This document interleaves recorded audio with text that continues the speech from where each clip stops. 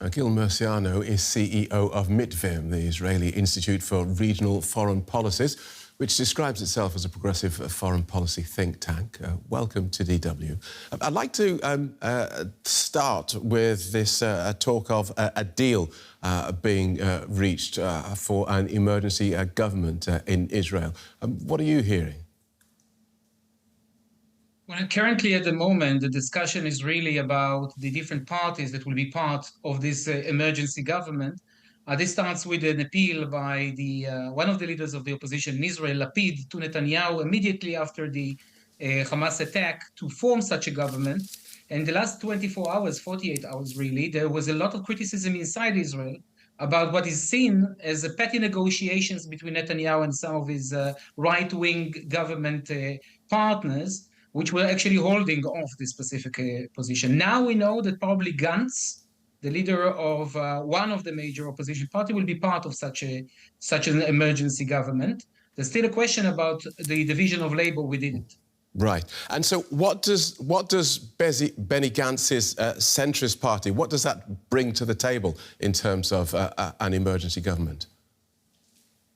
We need to understand this war, and it's quite unique when you think about the Israeli warfare history. It starts with a government that enjoys very little trust within its own forces. You see a great mobilization, recruitment, sense of volunteering in the Israeli society facing the atrocities committed by Hamas, but in the same time, I would say discontent would be an underestimation, really, an understatement towards the government.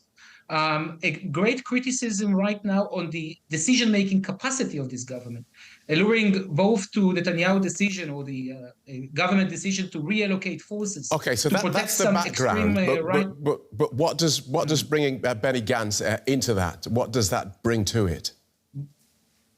As a former chief of staff, Benny Gantz is considered as the responsible adult, a specific force of planning and also moderation to balance Ben-Gvir, Smotrich, and the extreme right.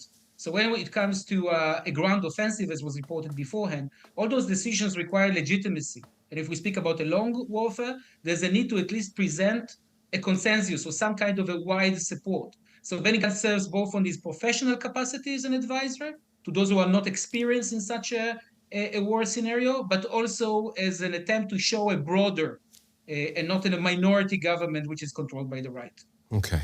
That's very interesting. Thank you for that. Let's talk about Israel's response to the weekend's terror attacks. How do you view those at this stage?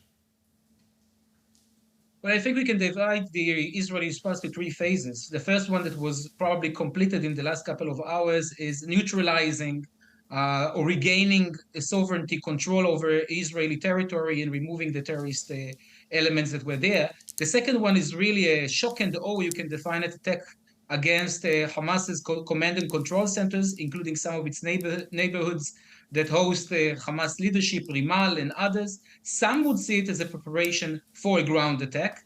And the third one, and maybe the most important one, is the attempt to isolate the area of warfare, to prevent a spillover of the fighting into the West Bank, where Hamas tried to inflame the area in the last 48 hours, and of course a spillover into Lebanon and to an expansion of the conflict into a regional one with Hezbollah. So those are the three major phases at the moment.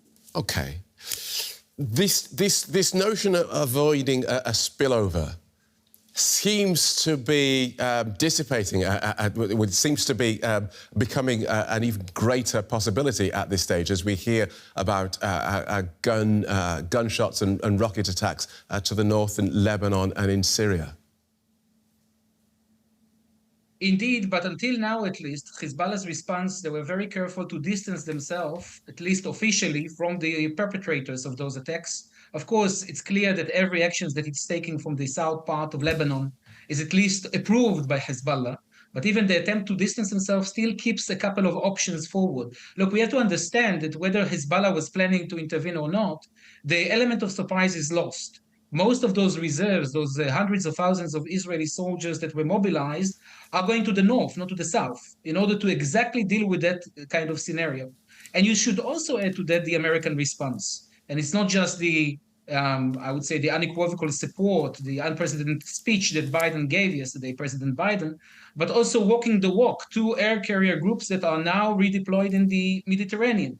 So those are creating Right. disincentives for Hezbollah, but we also have to remember the possibility of unintended escalation. One of those incidents that you mentioned turning into a cycle of actions and reactions that leads to such a conflict. And that, unfortunately, is a likely scenario. Thanks for joining us and outlining that so clearly. Gil Murciano from the Israeli Institute for Regional Foreign Policies. Thank you.